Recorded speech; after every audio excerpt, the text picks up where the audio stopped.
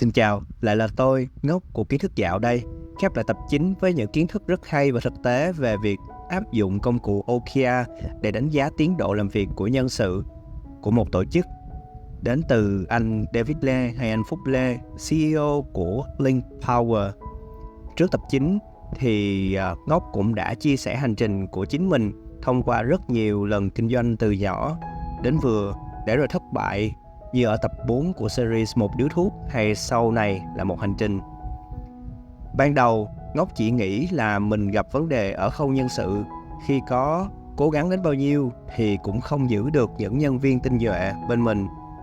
Tuy nhiên, sau một hồi ngẫm nghĩ lại thật kỹ bài học OKR mà anh David Lê đã truyền tải đến mình, Ngốc chợt nhận ra vấn đề không chỉ nằm ở chỗ nhân sự, khi rõ ràng nhiều năm trôi qua, Big Eco vẫn không có nổi một hướng đi để thoát khỏi vòng luẩn quẩn cho chính mình, và toàn thể nhân sự gắn bó đều rời đi bởi vì họ không tìm thấy được một con đường nào đó để nó phát triển.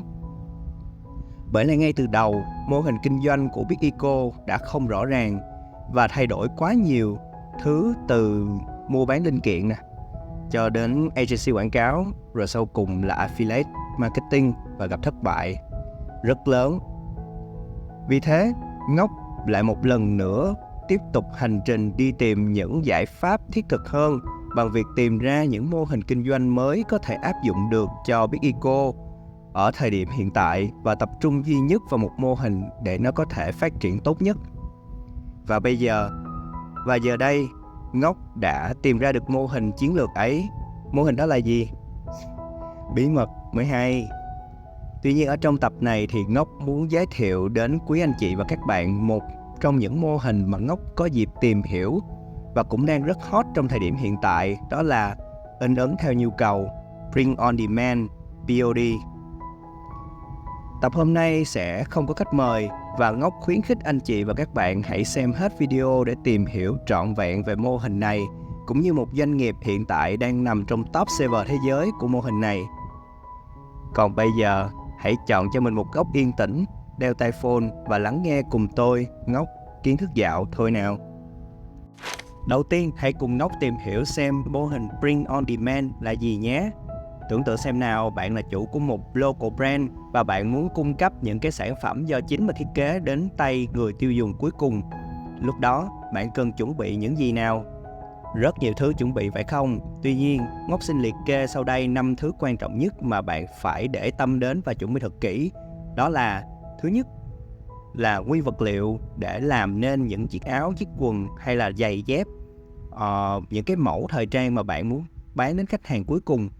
Thứ hai là tìm được xưởng để gia công những mẫu quần áo đó cho bạn một cách hợp lý và tìm ra được người quản lý xưởng. Thứ ba là cũng quan trọng với cái việc vận hành một cái local brand, đó là tìm ra được một đơn vị in ấn phù hợp để có thể in những cái họa tiết mà bạn đã thiết kế lên trên chính cái áo thun của bạn và mang đến tay người tiêu dùng làm sao cho nó giống như cái mẫu bạn đã thiết kế nhất có thể. Thứ tư là tìm cho mình một nơi lưu trữ kho bãi để lưu trữ những cái hàng tồn kho của bạn. Và cuối cùng, thứ năm, nếu như bạn có bán tại các shop vật lý thì bạn phải tìm cho mình một cái mặt bằng tốt nhất có thể để có thể trưng bày được những cái mặt hàng của mình đến với công chúng. Và giả sử như brand của bạn chỉ có bán online thôi đi, thì việc tìm kiếm 4 yếu tố ở trên cũng đã khiến bạn đau đầu và đôi khi nản lòng, đúng không ạ? Bởi vì nó tốn rất nhiều thời gian, công sức cũng như là tiền bạc. Chưa kể là nếu như bạn muốn phát triển cái thương hiệu của mình vượt ra khỏi biên giới Việt Nam thì còn hàng hà sa số những bài toán khác buộc bạn phải giải quyết, như là vấn đề thanh toán online xuyên biên giới chẳng hạn, hoặc là vấn đề vận chuyển chẳng hạn. Hiểu được những nỗi đau đó nên mô hình Print on Demand đã ra đời. Mô hình Print on Demand là một mô hình kinh doanh hỗ trợ các local brand bán được sản phẩm của mình vươn ra toàn thế giới, khi nó hỗ trợ doanh nghiệp tìm được xưởng gia công quần áo và phụ kiện phù hợp với chất liệu, kiểu dáng và những họa tiết in ấn mà bạn mong muốn. Không những thế, mô hình này còn hỗ trợ bạn trong quá trình branding thương hiệu bằng việc hỗ trợ đóng gói viết thiệp cũng như là thư cảm ơn, vân vân. Một trong những doanh nghiệp thành công và đứng top server của thế giới trong mô hình này đó là Printify. Bây giờ hãy cùng Ngốc khám phá xem Printify mang lại những giải pháp nào cho các local brand Việt Nam trong hành trình vươn ra biển lớn nhé. Đầu tiên thì chúng ta truy cập vào trang web của Printify. Thì như các bạn cũng đã thấy cái đường link mà tôi đang bôi đỏ ở đây, đó là đường link mà các bạn có thể truy cập vào trang web của Printify. Đường link này thì sẽ được Ngốc Kiến Thức Dạo cung cấp ở phần mô tả của video này. Bấm Enter và chúng ta đã được thấy hiển thị ở đây là trang web của Printify. Khi các bạn đã vào được trang web của Printify thì chúng ta bắt đầu click vào cái nút Get Started for Free ở đây. Chúng ta click vào nút Get Started for Free ở đây để bắt đầu đăng ký tài khoản của Printify. Sau khi chúng ta nhấn vào nút Get Started for Free thì ở đây cái khung đăng ký tài khoản đã hiện ra. Thì như lẽ bình thường thì các bạn nhập email, password, sau đó hoàn thành tất cả các bước để sign up tài khoản của Printify. Tuy nhiên ở đây tôi đã có sẵn tài khoản của Printify và nhập vào một cái email mà đã đăng ký trước đó với Printify. Sau khi truy cập được vào trang dashboard của Printify thì chúng ta thấy đây, trang dashboard sẽ hiện khi mà chúng ta ấn vào cái nút dashboard. Và đây là cái giao diện của trang dashboard của Printify. Ở đây có thể bạn tạo một cái sản phẩm đầu tiên. Một tí nữa thì tôi sẽ hướng dẫn cho bạn tạo. Nhưng ở cái trang Printify này thì những cái mục bạn cần lưu ý đó là Printify Blog, link Printify Livestream cũng như là Printify Webinar được tôi đánh dấu đỏ ở 3 mục mà như các bạn đang thấy ở trên màn hình ở đây.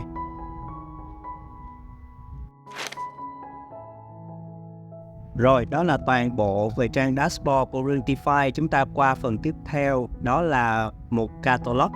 Ở đây thì các bạn có thể tìm thấy những cái mẫu sản phẩm mà mình có thể thiết kế để bán cho đối tượng khách hàng cuối cùng. Ở đây chúng ta có danh mục Men's Clothing là quần áo dành cho nam, Women's Clothing là quần áo dành cho nữ, Kids Clothing là quần áo dành cho trẻ em, Food, Health, Beauty là những vật dụng liên quan đến đồ ăn, thức uống cũng như làm đẹp, Accessories là những cái vật dụng trang trí, và Home and Living là những cái vật dụng mà dùng ở trong trang trí nhà cửa.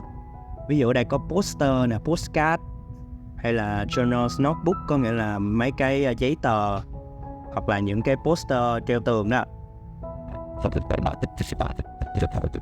Thì ví dụ như ở đây tôi muốn thiết kế một cái áo thì tôi nhấn vào phần t-shirt và lúc này thì cái chuyên mục thiết kế một cái áo, thiết kế một cái sản phẩm áo thun hiện ra. Ví dụ như tôi chọn cái mẫu thiết kế là unisex heavy cotton tee này đi. Thì đầu tiên thì bạn phải đọc thật kỹ. Ở đây là về danh mục là sản phẩm này được thiết kế như thế nào và vật liệu để làm ra là gì. Thì ở đây là with medium fabric, có nghĩa được pha màu trung tính và 100% là cô tông tự nhiên. Nó có thể fit được với áo thun cũng như là một số các vật dụng khác khi mà đi tiệc cũng như là mặc bình thường ở nhà. Và chất liệu ở đây là hoàn toàn là 100% cô tông đến từ Mỹ chẳng hạn. Đây là phần thông tin về cái sản phẩm vật liệu của chiếc áo thun trên. Và ở dưới phần này chúng ta có thể thấy được là danh sách những cái xưởng in có thể in ra được chiếc áo thun này cho chúng ta. Cái vùng mà tôi vừa khoanh tròn màu đỏ đó chính là những cái đánh giá của các khách hàng đã in trước đó. Các bạn lưu ý ha, đây là những đánh giá của những khách hàng đã in trước đó với cái xưởng in này.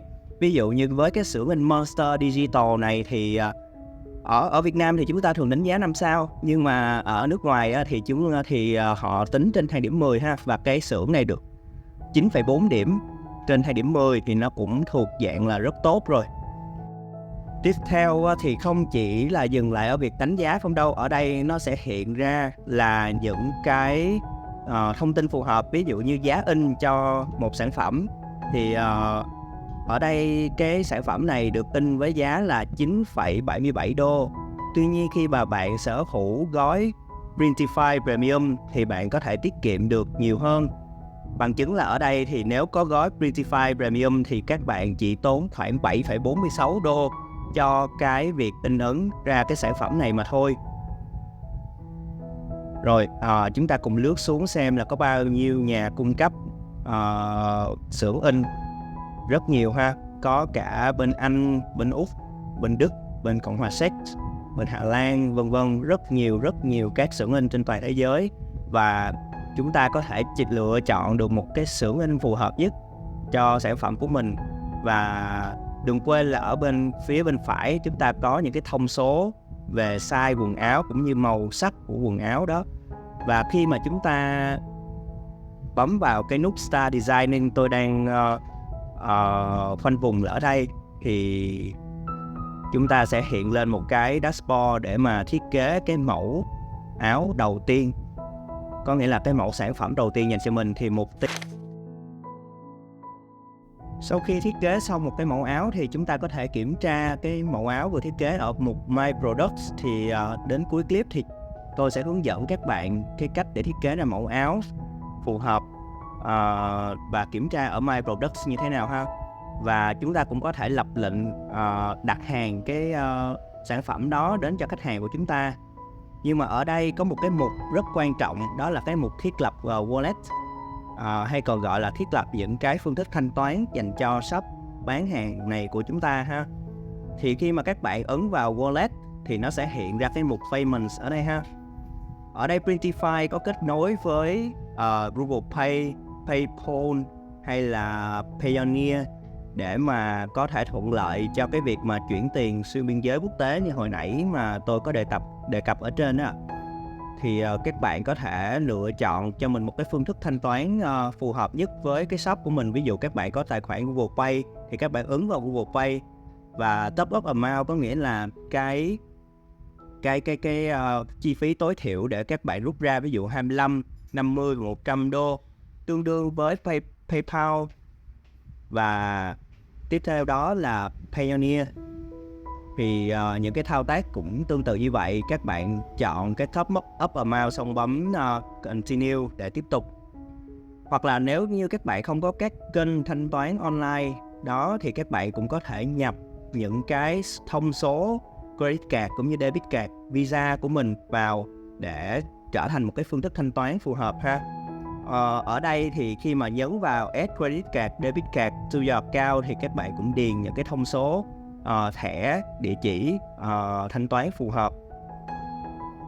Và đương nhiên rồi, Billing Currency thì các bạn chọn là USD ha. Tại vì USD là phù hợp nhất với người Việt Nam hiện tại. Bởi vì đây là một cái trang quốc tế nên nó không có đồng Việt Nam VND đâu ạ. Thì đây, cái mục mà Printify Premium đây, chúng ta có thể tham khảo qua cái gói Printify Premium và bấm vào nút Subscribe xem là nó có những gì mà nó mang lại những gì cho cái shop của chúng ta ha. Thì khi vào cái mục Discount, việc cái mục Printify Premium á, thì chúng ta có Discount Example, có nghĩa là trên mỗi mẫu thiết kế thì bạn sẽ được giảm bao nhiêu tiền cho mỗi mẫu thiết kế. Ví dụ ở đây chúng tôi muốn thiết kế một cái case điện thoại đi, thì ở đây nó có cái tiền mà chưa đăng ký Premium với cái tiền mà sau khi đăng ký Premium thì nó sẽ khác nhau hoàn toàn ha. Có khi các bạn có thể tiết kiệm lên đến 10 mấy đô khi mà các bạn đăng ký Premium. Và ở cái mục Wallet này thì nó còn một cái phần đó là Transaction. Thì các bạn có thể tìm hiểu thông tin về transaction này sau khi những cái đơn hàng được bán ra. Và ở đây có mục là thiết lập rút tiền. khi mà click vào Confirm Withdraw ở đây thì chúng ta có thể rút tiền vào tài khoản của mình ở tài khoản PayPal, Payoneer hoặc là tài khoản credit card của chúng ta. Đó là sơ qua về phần wallet ha. Còn về cái phần Insight thì khi mà các bạn bán được khoảng 20 sản phẩm trở lên hàng tháng thì các bạn sẽ thấy được những cái phần đánh giá Insight cho cái shop của chúng ta. Nó giống như là Google Analytics đó các bạn. Và ở đây tới cái chuyên mục Store Setting thì chúng ta sẽ set up một cái shop của chúng ta. Đầu tiên là đặt tên của shop. Ví dụ như ở đây tôi đặt là kiến thức dạo Easy Knowledge Channel chẳng hạn.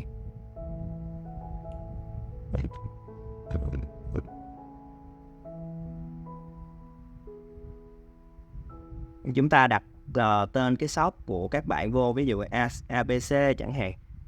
Rồi sau đó bấm Save. Rồi sau khi mà các bạn đã đặt tên cho shop xong rồi thì chúng ta đến với cái mục Ship from Address ha. Ở đây thì các bạn có thể lựa chọn được cái địa chỉ kho hàng của mình nếu các bạn có địa chỉ kho hàng ở bên Mỹ, còn không thì mình cứ để default đi để cho Printify lựa chọn ra cái nơi in ấn cũng như là địa chỉ phù hợp để giao hàng cho mình. Thì nó luôn luôn có hai lựa chọn, một là Printify default.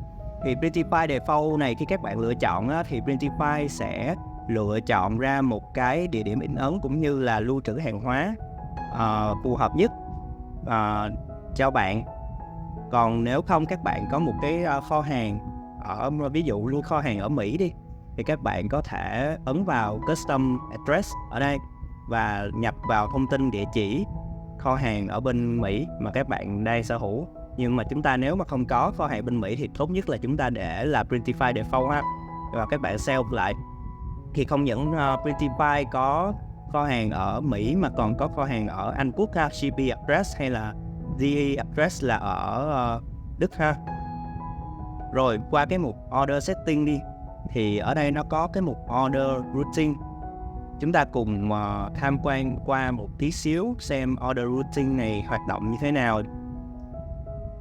Đây, chúng ta sẽ xem qua cái phần Order Routing, How Order Routing Works này ha, để biết được xem là cái Order Routing này nó hoạt động như thế nào. Rồi, khi mà lựa chọn cái Order Routing này thì Printify sẽ đưa đến cái nơi in ấn gần chính xác nhất với cái mẫu mà bạn đã đặt. Còn nếu như không chọn được cái nơi phù hợp với cái mẫu bạn đã đặt thì Printify sẽ lựa chọn những nơi in ấn phù hợp mà nhất có thể, gần giống với những cái mẫu bạn đã đặt.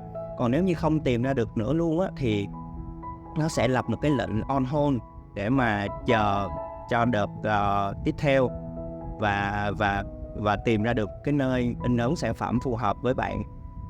Và cái này thì khuyến cáo là các bạn nếu như có được một số lượng lớn hàng hóa đó thì chúng ta đặt một nơi in ấn phù hợp cho nó tiết kiệm chi phí ở trên cái tiền ship hàng này của mình ha.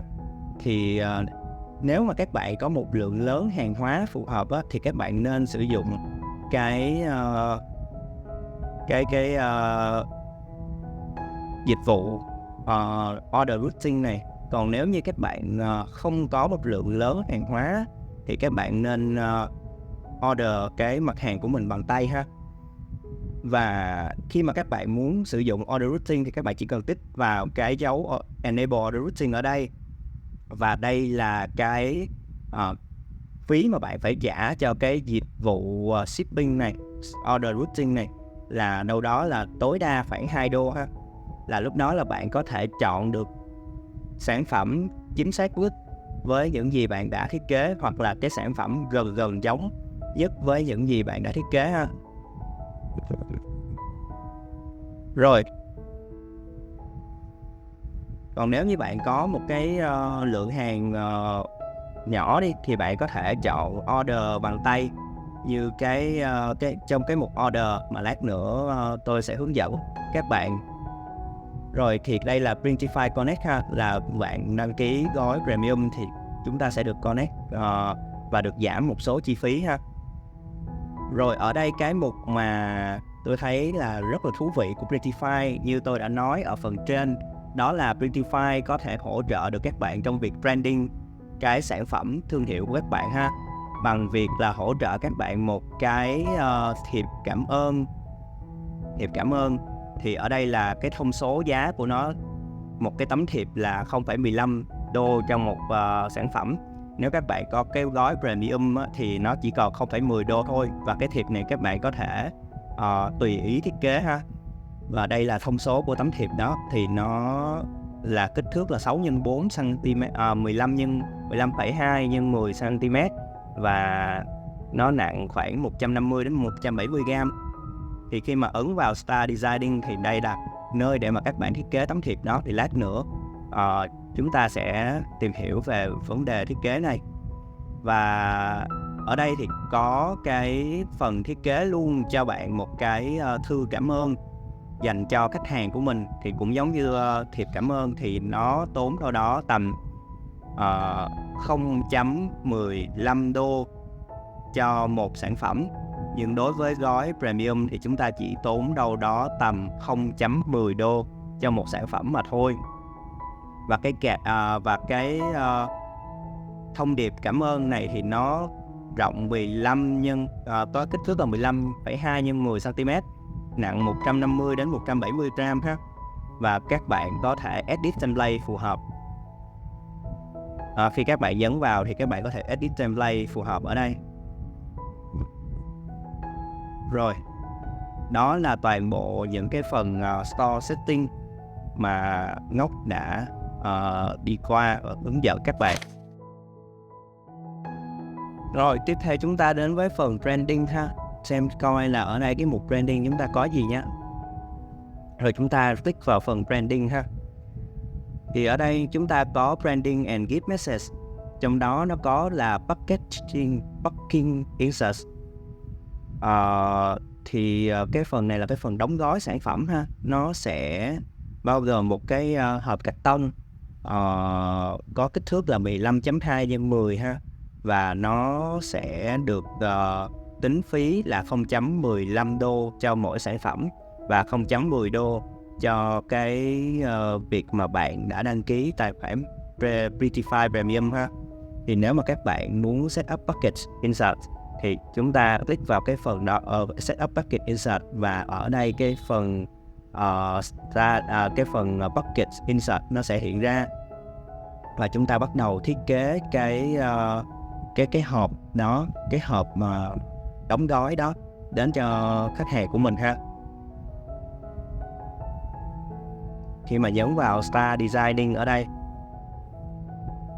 thì chúng ta nhấn vào Start Designing ở đây thì nó sẽ ra được một cái khung để mà các bạn thiết kế được cái package đó, là cái phần đóng gói, cái hộp ha, cho cái sản phẩm của mình.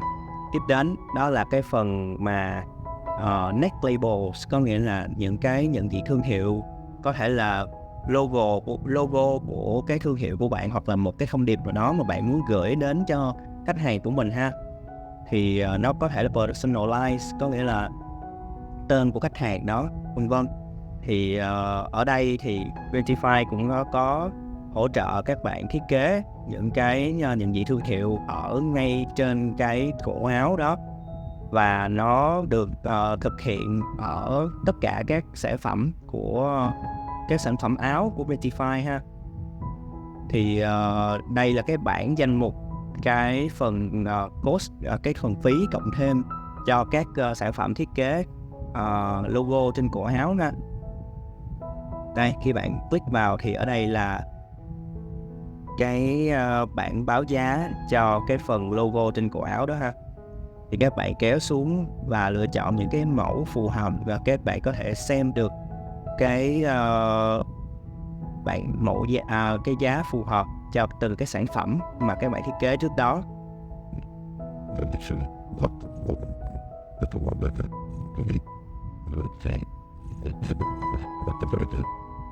Rồi, chúng ta đã tìm hiểu về cái phần neck labels này rồi ha.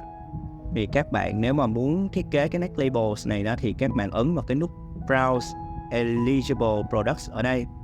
Thì chúng ta ra được cái trang thiết kế sản phẩm phù hợp. Và chúng ta bắt đầu thiết kế cái sản phẩm đó. Và ở đây có cái phần cổ áo.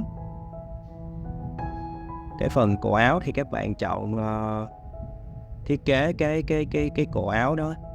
Ở đây cái phần của neck label inner nè, các bạn thấy không? Cái phần mà mình đang đánh đỏ đó, các bạn click vào cái phần neck label inner này và bắt đầu thiết kế cái logo trên cái cổ áo đó. Thì như Ngốc đã nói thì cái phần đó thì nó sẽ được tính thêm giá trong cái bảng báo giá lúc nãy. Rồi, đó là thông tin về cái phần thiết kế thêm nhận diện thương hiệu trên cổ áo. Tiếp đến là phần nhận diện thương hiệu bằng một cái thư cảm ơn. Như hồi nãy mà Ngốc có nói ở phần Store Setting đó, cái này các bạn có thể thiết kế riêng một cái lá thư cảm ơn dành cho khách hàng của mình. Thì các bạn có thể set up ở đây, hoặc là cái mục Store Setting hồi nãy, cái mục Branding của Store Setting hồi nãy cũng được. Thì để setting ở cái mục Branding này thì các bạn bấm vào cái mục Setup Give Message này. Sau khi bấm vào nút Give Message này thì cái mục Give Message hồi nãy ở Store Setting sẽ hiện ra. Và cái thao tác mà các bạn thực hiện nó cũng giống như cái lúc mà các bạn thực hiện ở cái mục Store Setting ban nãy. Rồi tiếp theo chúng ta đến với việc thay đổi một số thông tin phù hợp của bản thân ha. Các bạn click vào cái mục Account. Thì ở cái mục Account này các bạn có thể thấy là My Account.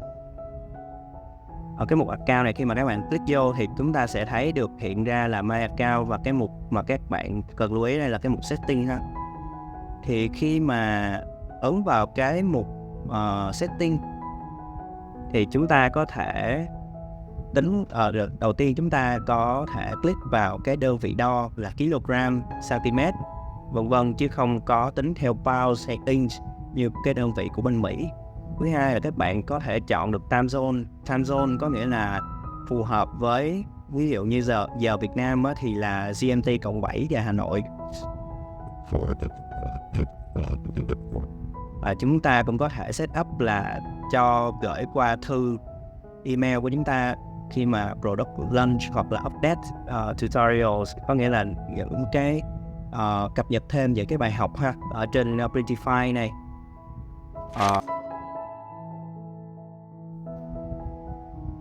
Rồi chúng ta đến với cái phần quan trọng nhất, đó là thiết kế một cái mẫu áo đầu tiên cho cái sản phẩm của mình. Thì các bạn có thể thiết kế bằng hai cách. Một là các bạn ấn vào My Product như Ngốc đã nói hồi nãy ha. Và khi các bạn ấn vào My Product, nó sẽ hiện ra cái mục Browse Product.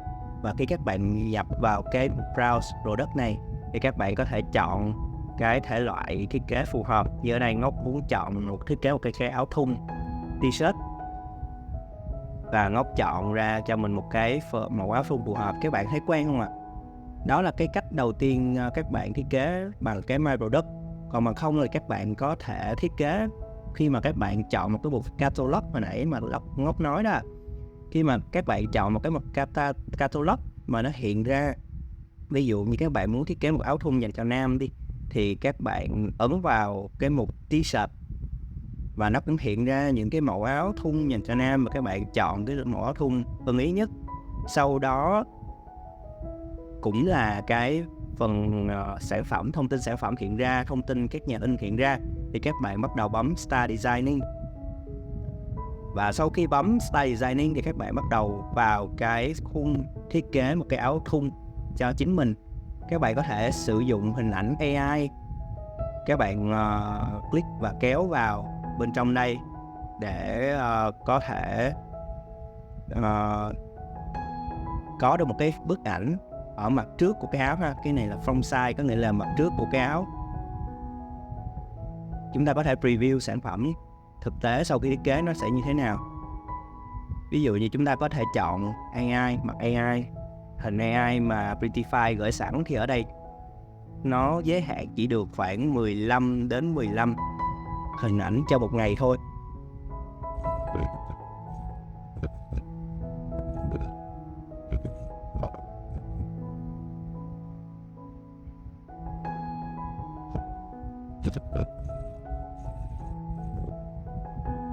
Rồi, nếu các bạn không muốn sử dụng AI mà các bạn có file thiết kế sẵn thì chúng ta ấn vào mục Upload và chọn New Document ha, là lấy một cái file đã thiết kế sẵn. Ví dụ ở đây Ngọc lấy cái banner một hành trình để thiết kế cho mặt trước của áo thun.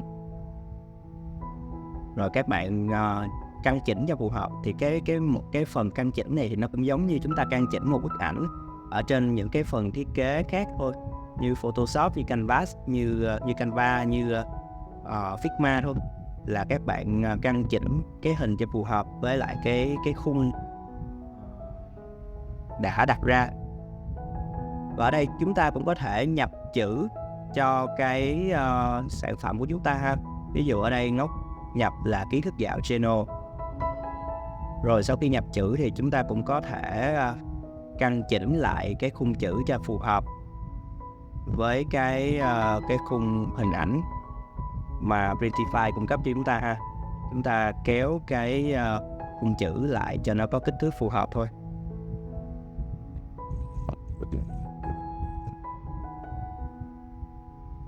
Rồi sau khi đã có kích thước phông chữ phù hợp rồi, các bạn để vào ngay giữa. Và chúng ta đã xong cái mặt trước của cái áo. Chúng ta đến với mặt sau của cái áo ha. Mặt sau của cái áo thì cũng như bình thường, các bạn upload cũng như ban nãy thì các bạn chọn vào Upload My Device để đưa cái file mà bạn đã thiết kế lên cho mặt sau của cái áo. Ở đây Ngọc chọn cũng là một cái banner khác của series một hành trình ha.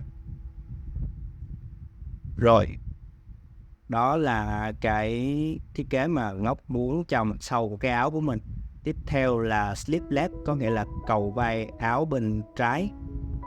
Thì ở đây các bạn cũng có như thường lệ thôi, các bạn ấn vào Upload My Device và chọn ra cái hình ảnh đã thiết kế sẵn của mình. Ví dụ ở đây Ngọc chọn cái logo của kiến thức dạo channel ha. Rồi, đó, chúng ta đã thiết kế xong cái sleeve left.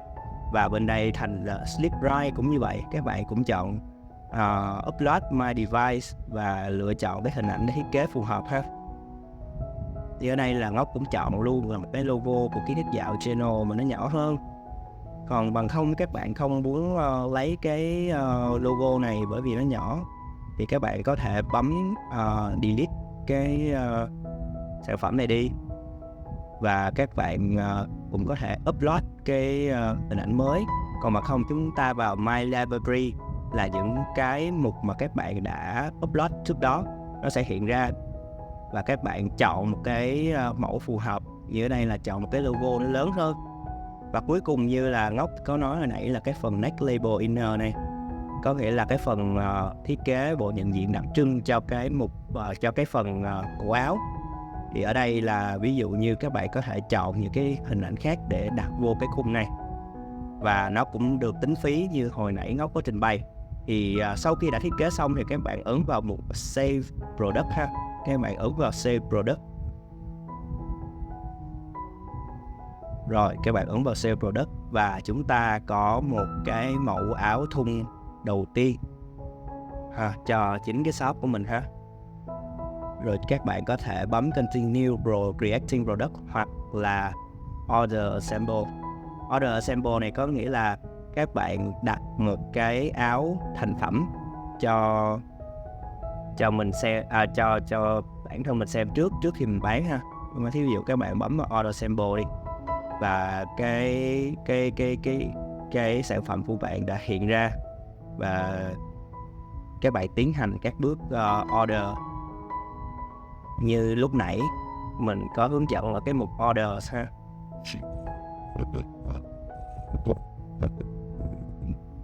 Đó, thì các bạn tiến hành orders rồi chọn size áo.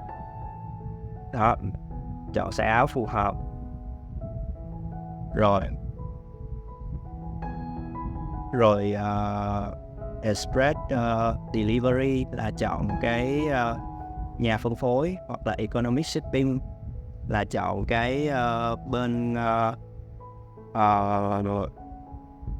ship những cái mẫu áo này cho bạn. Đó là toàn bộ những dịch vụ mà Prettyfy có thể cung cấp đến cho các local brand muốn bán những sản phẩm của mình vượt ra khỏi biên giới Việt Nam.